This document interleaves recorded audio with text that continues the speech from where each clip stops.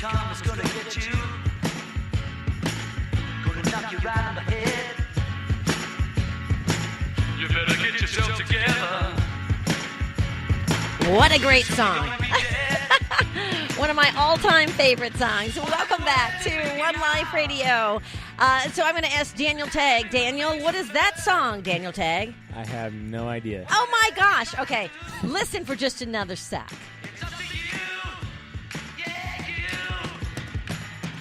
Never heard it. Do you recognize the voice? I recognize the voice, but I don't recognize the song. You don't? Wow. Yeah. You're missing some really great music over the years. We got to get you hip. Well, you know what's funny? Because someone was talking about like how I'm not very hip on like cultural things and stuff. I'm like, I was up in the woods fighting fires, like traveling Europe. I'm like, what were you doing? Like, I want to make you a playlist. We need to make Daniel a playlist so he can have it when he's up in the woods.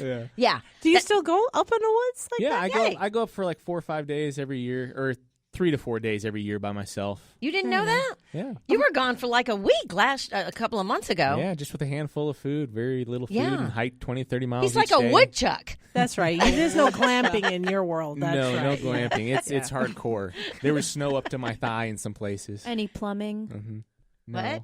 It's called the squat. Yeah. Gotcha. Which is the best way to do it, which, by the way, elimination. I'm going to give a Segue shout-out right to Squatty Potty. Thank you so much. Squatty Yeah. Potty is one of our sponsors.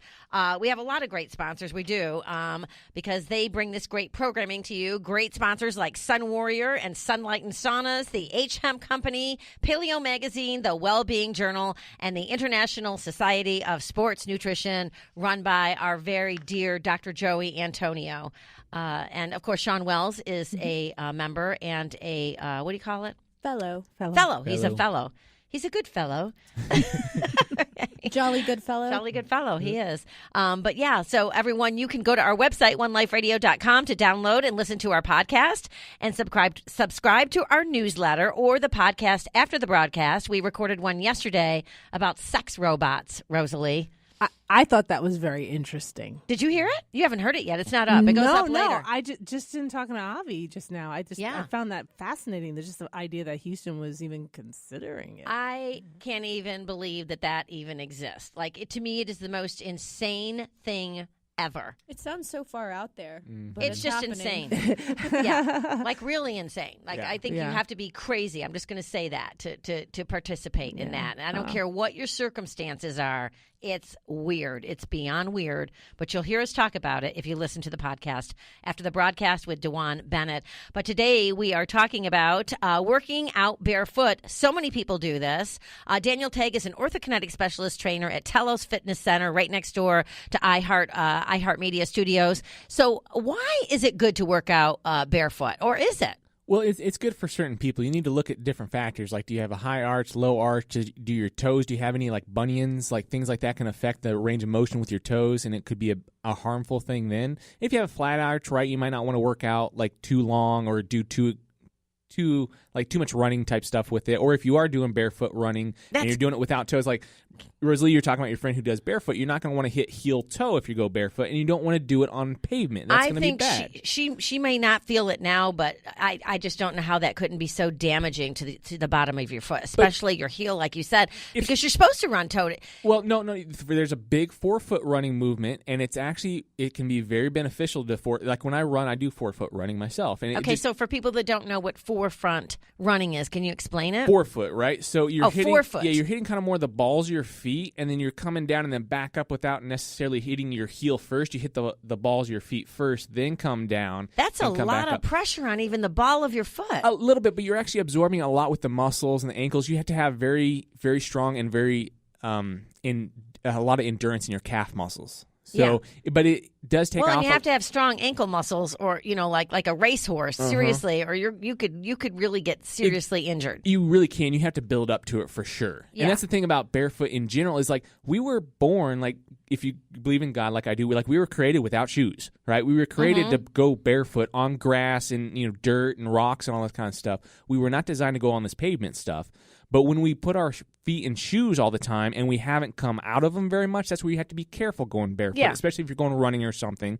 And well, American Indians even had moccasins. I mean, you have to protect yourself from the cold and stuff. Exactly. So I would say it can be very beneficial for a lot of people, but you also got to look at the factors. Are you working out in a facility that doesn't allow, no shoes? Then it would be bad to work out there with no shoes because you'll get kicked out. Or you could drop weights and things on your feet. Or you could get athlete's foot. Exactly. Athlete's foot. Like when you go into the locker room, it's like, man, wear sandals, right?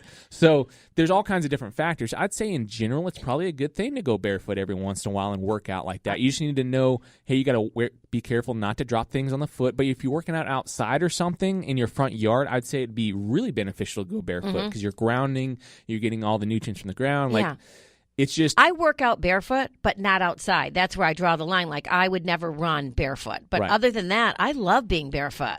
Yeah, but going outside barefoot is actually a good thing every once in a while. Again, if you're doing running, that's an extreme. Running in of itself is going to be very taxing on the joints throughout the whole body.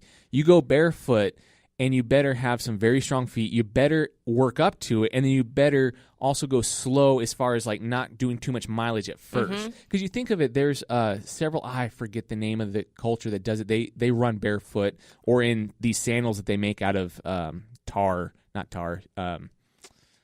What is it? I'm trying to help you. Wheels from rubber. I feel like I'm playing a game here. Yeah, from rubber tires. But they, what's the nationality of these people? They are famous for barefoot running, and they do everything in their villages. They just run everywhere, pretty much barefoot, and they build up calluses and everything. If you were to go barefoot all the time, you build up the calluses to protect you from those things. Yeah, that makes sense. If you're in a climate that you don't have to wear moccasins for the cold and all that kind of stuff.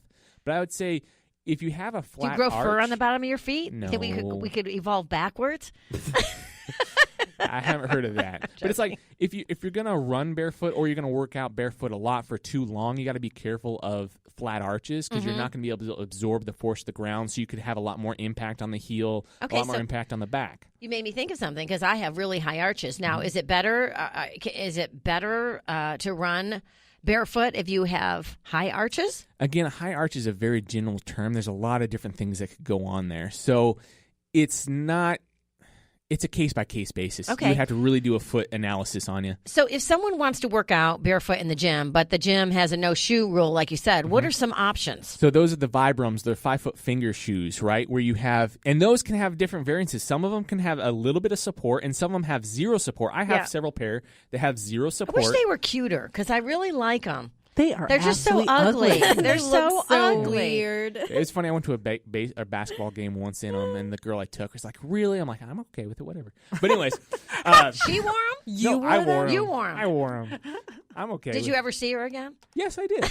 In public. I did see her again. But anyways, so I'm curious. The 5-finger shoes, or you can get I wear New Balance with Minimus. The New Balance Minimus has a zero drop, which means it doesn't really have that much arch support. It doesn't have that much support in general. Like I'm kind of twisting it around right now, right? Oh, nice. So you can. Are those it? Yeah, these are I it. like This those. is what I wear pretty much every day. Unless I'm going to do more long mileage run, I will add some shoes with more padding. Okay. Right, but so there's those options of New Balance. There's several other companies that make them as well, but the Vibrams, wear those. But mainly, if you have bad bunions, I would say it is not healthy for the general part to work out without shoes. All right. Always great. Daniel Tagg, thank you so much for all the joking around. Great show today. Thank you so much. Rosalie Robinson, always a pleasure to have you guys in studio.